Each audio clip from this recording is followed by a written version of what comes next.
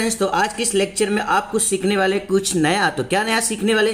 Same 6 static subject के सम number 27 को काफ़ी लोग की इंस्टाग्राम पे कमेंट थी सम नंबर 27 सीखना है। तो आज मैं आप लोग की रिक्वेस्ट पे सम नंबर 27 अपलोड करने वाला हूँ। उससे पहले अगर आप लेक्चर पहली बार आए हैं तो लेक्चर को लाइक कीजिए, शेयर कीजिए, सब्सक्राइब कीजिए और सभी तक शेयर करते रहिए, बिकॉज ऑफ सभी को बेनिफिट मिलना चाहिए। बिकॉज ऑफ सही कहा है किसी ने, शेयरिंग इज कैरिंग। तो शुरुआत करते आज के सम की।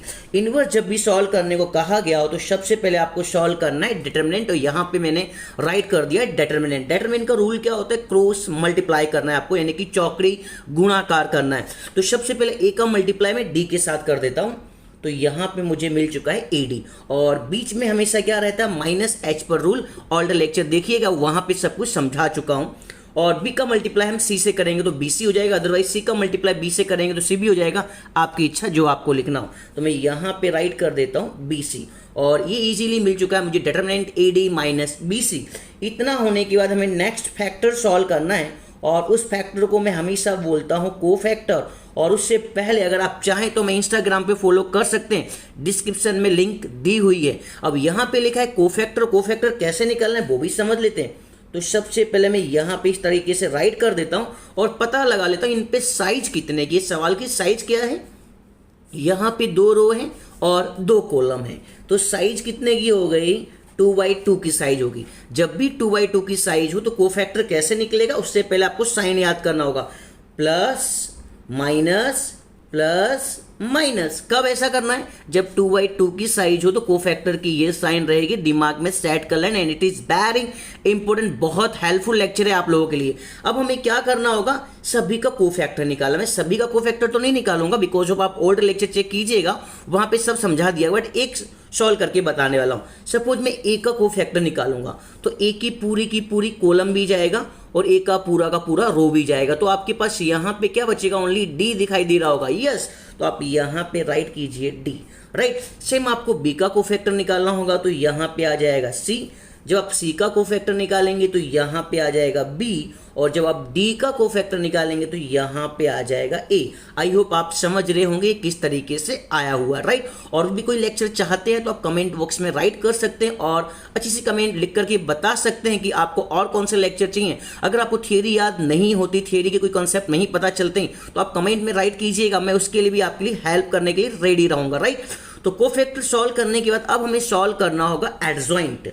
तो यहाँ पे मैं राइट कर देता हूँ। सबसे पहले आपको जब भी कोई सम आए शांति से सवाल को रीड करना है, समझना है, देन राइट करना है। उतावल नहीं करना है, एकदम स्लो माइंड से सम को थिंक करना है, समझना है, देन राइट करना है। अब एडजॉइंट का रूल तो आप सभी को पता ही होगा। यस सर, रो जो होगा वो कॉलम बन जाएगा और जो कॉलम है वो रो बन जाएगा। राइट ना?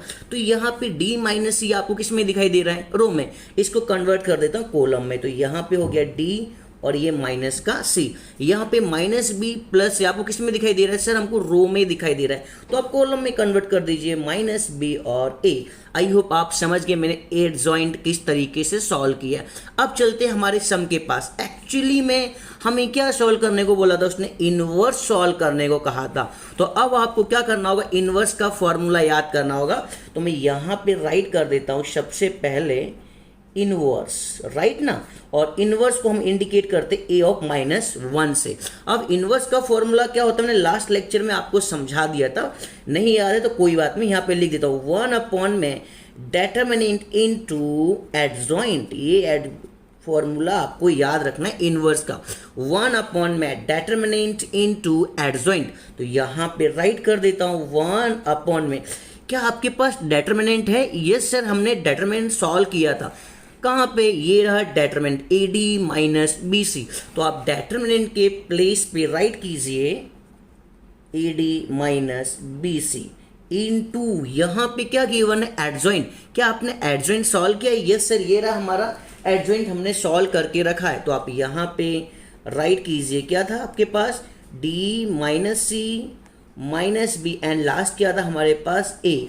और आई होप आपका सम कंप्लीट हो चुका है। इस तरीके से हमको सम को कंप्लीट करना। आई होप आपको ने पूरा लेक्चर एंड तक देखा होगा और आपको समझ में आ ही गया होगा। और भी कोई लेक्चर चाहते तो आप इसे लाइक कीजिए, शेयर कीजिए, कमेंट में राइट करके बताइएगा ये लेक्चर आपके लिए कितना हेल्पफुल है। मिलते हैं नेक्स्ट लेक्चर में, तब तक के लिए सभी को थैंक यू वेरी मच।